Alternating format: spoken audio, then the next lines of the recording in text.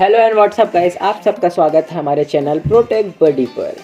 तो गाइस, आज मैं आपको बताने वाला हूँ हमारे देश भारत द्वारा किए जाने वाले 10 ऐसे महान आविष्कार जिन्होंने पूरी दुनिया बदल दी। तो गाइस, आप भी अगर भारत देश से हैं तो कमेंट में जय हिंद जरूर लिखिएगा। अगर आपको लगता है कि भारत आविष्कार करने के मामले में बाकी दुनिया से पीछे है तो आप गलत हैं, क्योंकि इतिहास गवाह है कि भारत ने भी ऐसे महान आविष्कार किए हैं जिन्होंने पूरी दुनिया बदल के रखी है। तो चलिए आज हम जानते हैं भारतीय द्वारा किए गए 10 ऐसे आविष्कार जो भारत ने दुनिया को दिए हैं। प्लास्टिक सड़क। तो दोस्तों, आज हम प्लास्टिक के सड़क से घिरे हुए हैं, लेकिन इससे उभरने के लिए हमारे भारत ने ही वासुदेव जी ने 2010 में प्लास्टिक से बनने वाले रोड का निर्माण किया था, जिससे हम प्लास्टिक को यूज़ करके उनके परेशानियों से निकल पाएँ। और ये सड़क काफ़ी मजबूत और काफ़ी सस्ती होती है। सेकंड नंबर पे आता है USB। गाइस, USB का मतलब तो आप जानते ही होंगे, यूनिवर्सल सीरियल बस। दोस्तों, मैं आपको यकीन के साथ कह सकता हूँ, आप में से बहुत लोग इसके बारे में नहीं जानते होंगे कि इसका आविष्कार भी भारत में ही किया गया है। यह एक छोटी सी चीज़ है जो कि किसी भी डाटा को ट्रांसफ़र करने में काम आती है। USB का आविष्कार हमारे भारत में आर्यभट्ट जी ने 1994 में किया था। यह कंप्यूटर के जगत में बहुत बड़ा क्रांतिकारी के रूप में साबित हुआ। मुझे नहीं लगता अगर USB का आविष्कार नहीं हुआ होता तो शायद अब भी हम कई साल पीछे होते टेक्नोलॉजी के मामले में। सर आर्यभट्ट जी की मदद से ही आज किसी भी एक कंप्यूटर से दूसरे कंप्यूटर को जोड़ना और उसके डाटा को ट्रांसफ़र कर पाना मुमकिन है। लूडो और सांप सीढ़ी का गेम। लूडो और सांप सीढ़ी और चेस जैसी सबसे ज़्यादा खेला जाने वाला खेल का आविष्कार भी हमारे भारत में ही हुआ है। चेस को हमारे भारत के अष्टपद कहते हैं, वहीं सांप सीढ़ी को हमारे भारत में मोक्ष पद कहा जाता है। सांप सीढ़ी को भाग्य का खेल कहा जाता था, वहीं चेस को लोगों की काबिलियत से परखा जाता है। नंबर 4 पर आता है इंक। दोस्तों, आपने यह कहावत तो सुनी होगी कि एक कलम तलवार से भी ज़्यादा ताकतवर होती है, लेकिन आप शायद यह नहीं जानते कि इस ताकतवर चीज़ों की खोज हमारे भारत में ही हुआ था। एक कलम में मौजूद इंक की खोज हमारे भारत में 4th सेंचुरी में ही हो गया था। नंबर 5 पर आता है शैम्पू।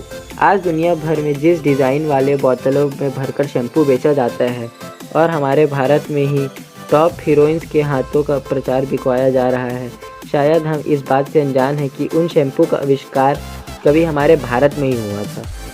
हम आपकी जानकारी के लिए बता दें, 1762 ईस्वी में जब मुग़ल साम्राज्य हमारे भारत में था, तब भारत की तपती धूप से बचने के लिए मुग़ल सेना शैम्पू को अपने सर पर लगाकर अपने सर को ठंडा रखते थे और इससे मसाज करने का काम में लाया जाता था और इससे उनके बाल भी साफ़ हो जाते थे। 1762 ईस्वी में जब इसका आविष्कार हुआ तब उन लोगों ने इसका नाम चैम्पू रखा था। जब यह चीज़ अंग्रेज़ों के हाथ लगा तब उन्होंने इस फार्मूले को नए नाम शैम्पू से पूरे दुनिया भर में बेचने लगे।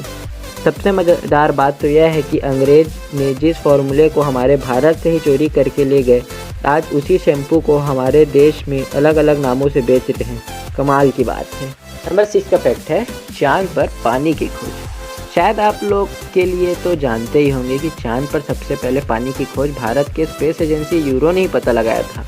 भारत का गौरव बढ़ाने वाले इसरो स्पेस एजेंसी ने यह कारनामा साल 2009 में ही करके दिखाया था, वह भी अपने पहले ही प्रयास में। सच कहूँ तो यह बहुत ही गौरव की बात है। नंबर 7 पर आता है स्टील। क्या आप जानते हैं स्टील का आविष्कार भी हमारे भारत में ही हुआ था? जब साल 1850 इंग्लैंड के साइंटिस्ट हेनरी बेसेमर ने जब स्टील बनाने का दावा किया, इस कॉन्सेप्ट द्वारा भारत में 1000 साल पहले ही स्टील बनाया जा चुका था। 8. Wireless communication. वायरलेस कम्युनिकेशन का क्रेडिट दुनिया गुलजेरो मार्कोनी को देती है, लेकिन शायद दुनिया यह नहीं जानती कि सबसे पहले वायरलेस कम्युनिकेशन के उदाहरण हमारे भारत के साइंटिस्ट जगदीश चंद्र बोस ने दिया था। 1895 ईस्वी में जगदीश चंद्र बोस जी ने दुनिया को यह बता दिया था कि टेक्नोलॉजी क्या है और कैसे काम करती है। कोलकाता में उन्होंने इसके ऊपर सफल एक्सपेरिमेंट भी किया था। 9. बटन। दोस्तों, बटन के बिना हम अपने स्टाइलिश कपड़े कल्पना भी नहीं कर सकते, लेकिन क्या करें। आपको क्या पता है कि भारत में ही इसका आविष्कार हुआ था। यह कमाल की चीज़ का आविष्कार कहीं और नहीं, हमारे भारत देश में ही हुआ था। करीबन 2000 साल पहले सिंधु घाटी के लोग इसका इस्तेमाल अपने कपड़ों में किया करते थे। नंबर 10 पर आता है फाइबर ऑप्टिकल। दोस्तों, आज जो हम इतनी तेज़ इंटरनेट की इस्तेमाल कर रहे हैं वह सब फाइबर ऑप्टिकल की मदद से ही हो पा रहा है, क्योंकि फाइबर ऑप्टिकल किसी भी जानकारी को एक जगह से दूसरी जगह लाइट की स्पीड से पहुंचा सकती है।